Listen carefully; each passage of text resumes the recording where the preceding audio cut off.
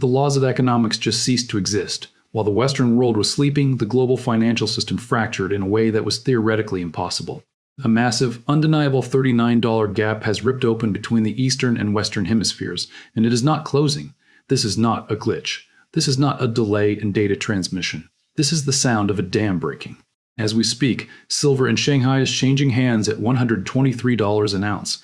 Yet, simultaneously, the Comex in New York is attempting to convince the world that the price is only $84.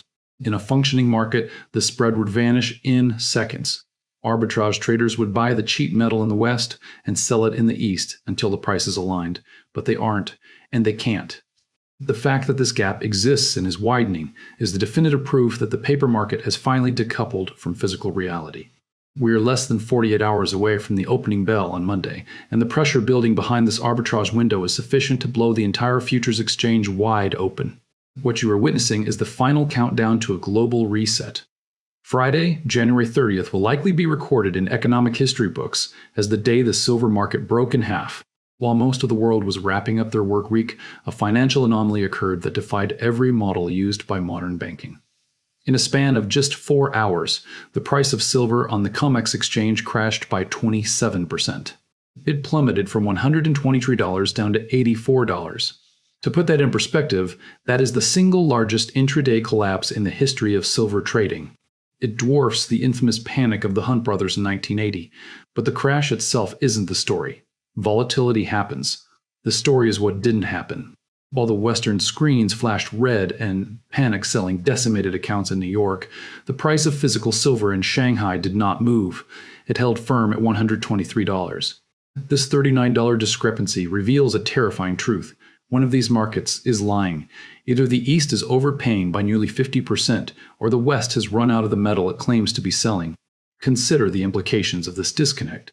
If markets were functioning, you could buy a contract in New York for $84 and immediately sell it in Shanghai for 46% profit. That is effectively free money. The only reason this trade isn't happening by the billions is because the metal in New York isn't actually available. You cannot ship what you cannot touch. The paper price has become a fiction, a ghost story told to keep the system solvent for one more day.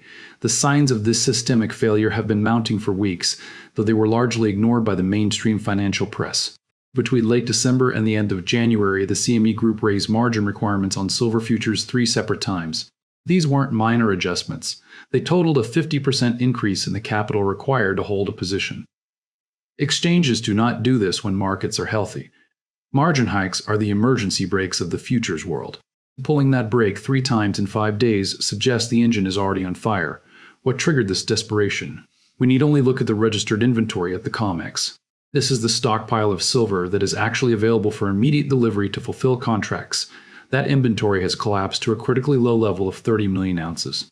To the uninitiated, 30 million ounces sounds like a vast hoard. But in the context of the futures market, it is a rounding error.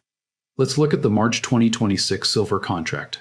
The open interest, the number of outstanding contracts, currently represents 125,000 contracts. Since each contract is a claim on 5,000 ounces of silver, we are looking at a potential demand for 625 million ounces. Now, do the math. The exchange has obligations for over 600 million ounces, but it only has 30 million ounces in the vault. They can cover barely 24% of the open interest for a single contract month. We're now 28 days away from first notice day, the moment when buyers can stand for delivery and demand the physical metal. The largest silver exchange in the Western world is staring down the barrel of a default. They sold promises they cannot keep, and the bill is coming due. For the past decade, observers have noted a strange paradox. Industrial demand for silver has exploded. Solar panels, electric vehicles, and 5G infrastructure are consuming the metal at record rates. Yet the price remains stagnant. This was possible because the price was never determined by the physical supply of metal. It was determined by the supply of paper contracts. Banks and hedge funds could create synthetic supply with a keystroke, diluting the perceived value of the real commodity. But China identified this vulnerability and made a calculated, strategic move to exploit it. On January 1, 2026, Beijing implemented a rigorous new export licensing system for refined silver. This system effectively restricted 60 to 70% of the world's refined silver supply, funneling it through just 44 approved companies. If you were a Western buyer attempting to secure silver from Chinese refineries, you are now fighting for scraps. The impact of this maneuver was immediate and brutal. Physical premiums in Shanghai, the extra cash buyers pay above the spot price to get actual metal exploded to $20 per ounce. Historically, this premium was $2 or $3. A five-fold increase in premiums is the market screaming that there is no metal to be found. It signals total desperation among industrial buyers in Asia who cannot source the raw materials they need to keep factories running. This brings the crisis to your doorstep. If you hold silver coins in a safe, you own an asset. If you hold a silver ETF or a futures contract, you own a liability. You own a promise from a counterparty that is currently insolvent in terms of physical inventory. The crash on Friday was not random chaos, it was a liquidation event. Leverage positions were wiped out as stop-loss orders failed to execute in a free-falling market.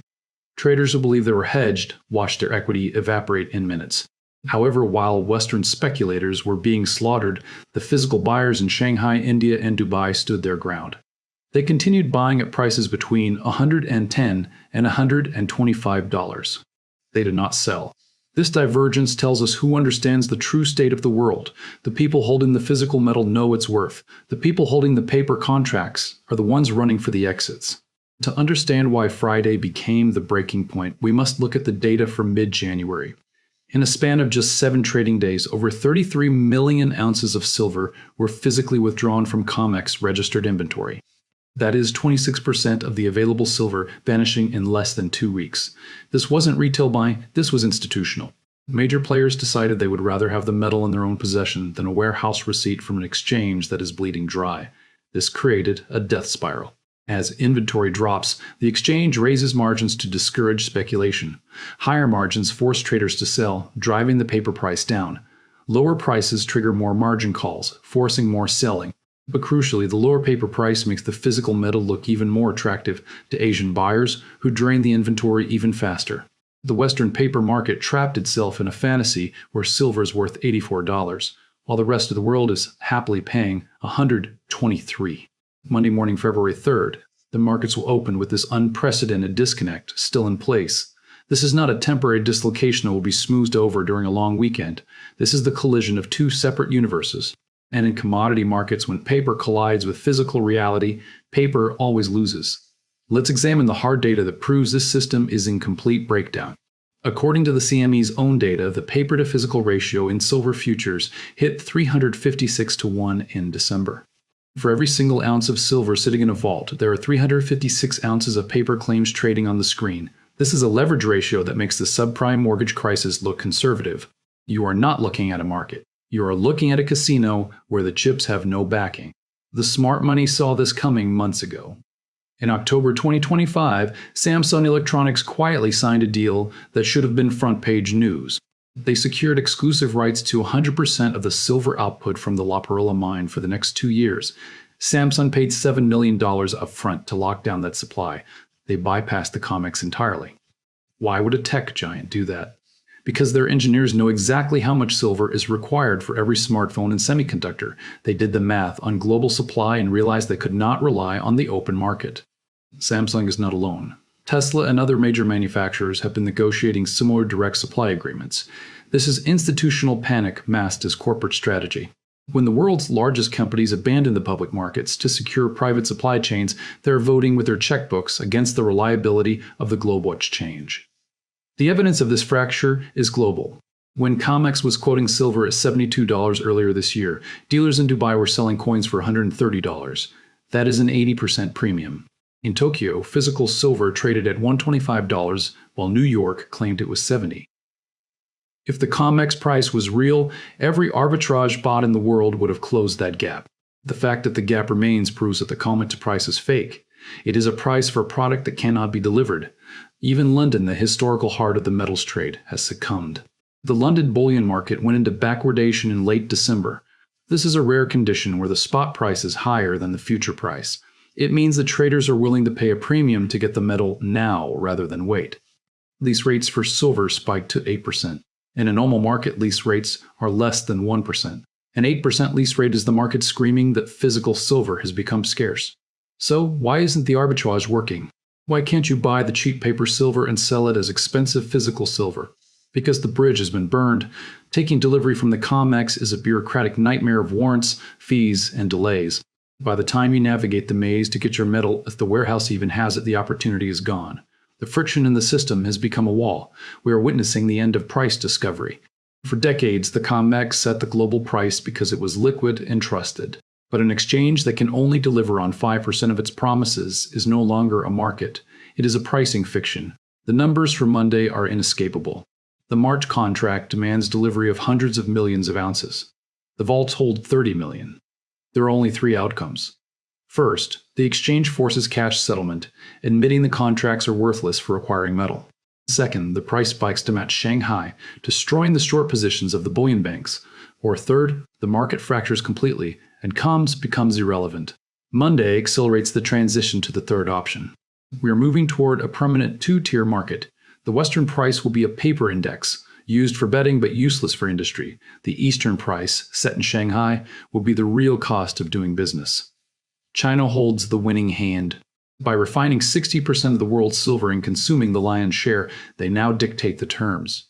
For the individual investor, the implications are stark. If you do not hold it, you do not own it.